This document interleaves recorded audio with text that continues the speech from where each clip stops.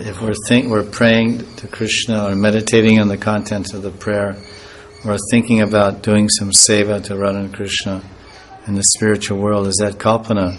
Is it just imagination, or does it really count as a type of smaran?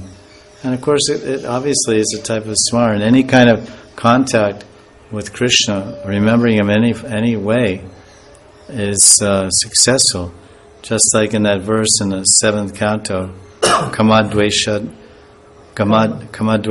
it says, it's discussing Shishupal and all these different devotees. They said, whether you remember Krishna by lust or by anger or by envy, any way you remember Krishna, like Kamsa was always thinking of Krishna. Oh, when's he going to kill me? When's he going to kill me? So that was good. So although he was intent on killing Krishna, that was sinful and negative, and he was eliminated for that. But at the same time, because he was always remembering Krishna, then he got benefit, and he got liberated for that. So any form of thinking and remembering God is purifying. It's beneficial. It's useful. It's helpful. It's part and parcel of bhajan. You have to think how many people that are devotees are moving throughout the day, working and busy. They hardly ever think of Krishna.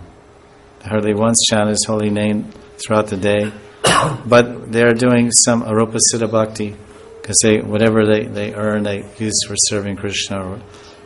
So their activities are connected to devotion, but they're not directly devotion.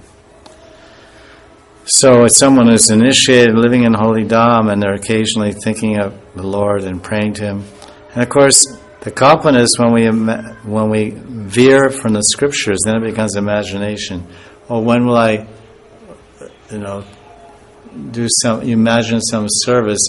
In our books of Goswamis, there are about over 100 or so, maybe 120 different services mentioned by the Sakhis.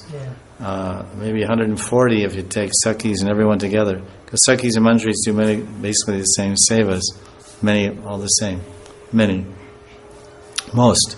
So then if you guide your thinking and remembering serving along these lines, then of course it's shastrically based and it's not kalpana. When will I put chicken feathers in Radharani's hair or something like that? Or when will I paint Radharani's teeth with stars or something? Of course, that may be also done. I don't know, because there are 64 arts, and I think one of them is painting the teeth. Actually, it's mentioned in Brahma Samhita that lists the Sanskrit 64 arts. But some you make up something.